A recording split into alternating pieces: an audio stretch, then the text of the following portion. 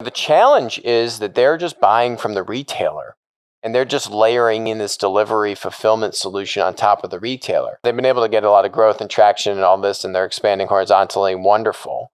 But again, how do you get margin? Does anyone use GoPuff? They've raised over $1 billion. Instacart. They just raised this big chunk of money earlier this year. We've talked about this before, that Instacart's play is expanding horizontally. And what that means is going into other verticals, other retail verticals.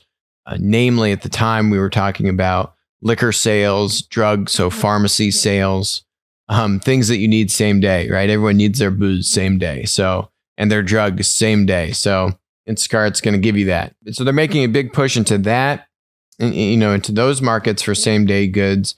And now with this news here, they are launching with Best Buy what's interesting here is a certified delivery, which is pretty interesting. So same day delivery service from 1,000 stores. I think they'd been testing this, in a few locations, and now I guess it's gone well enough that they are rolling it out nationally, or to 1,000 stores. These things just don't automatically roll out to 1,000 stores. You do a small test, you pilot it, you see how it goes. If it goes well, boom, everyone likes it. Then you expand it much more aggressively.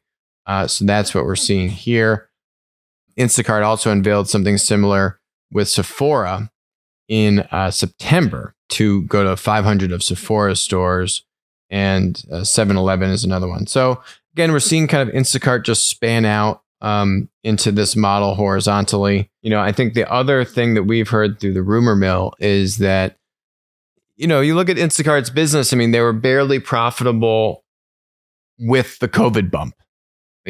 Barely profitable with the COVID. Like, you couldn't have a better environment for the Instacart model with the shutdowns in March and April and all that stuff. So that, and even with that, over 50% volume of the digital grocery orders at that peak, barely profitable. The challenge is that they're just buying from the retailer and they're just layering in this delivery fulfillment solution on top of the retailer.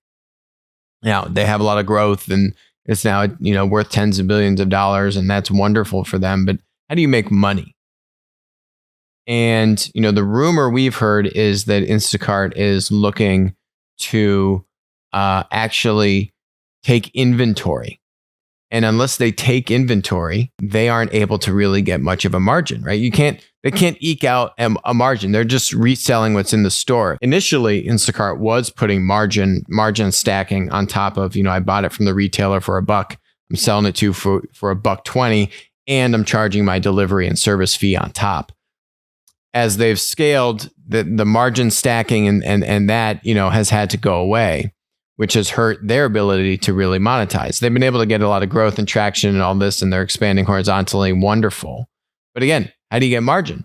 And unless you really own product, linear, right? Not marketplace, not platform, linear, own product. So we've heard through the rumor mill that they might actually be interested in trying to more aggressively launch their own, say, kind of like mini grocery store. And why this is interesting is this startup that, like, to me kind of came out of nowhere, called GoPuff. Does anyone use GoPuff? They've raised over $1 billion. Like, who's used this company? I haven't. They've raised over $1 billion. I feel like they came out of nowhere. What kind of name is that? GoPuff. You wouldn't think it's for everyday goods, but whatever.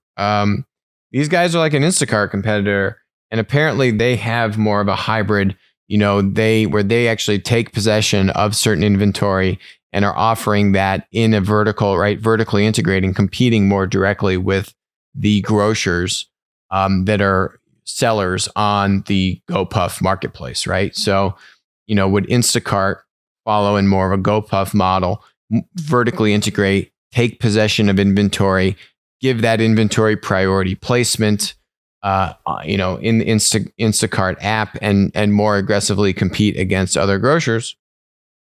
Yeah, I could see that happening. It makes sense. You just can't get margin with the business. So they're expanding horizontally because they got to have the growth story. But where's the profit coming from? I think they eventually need to have more of a hybrid linear and marketplace model. Hi, this is Alex from Winner Take All. Thanks for joining us. Hope you enjoyed the content. Feel free to leave a comment, ask us questions, and definitely make sure to join us on our next live stream.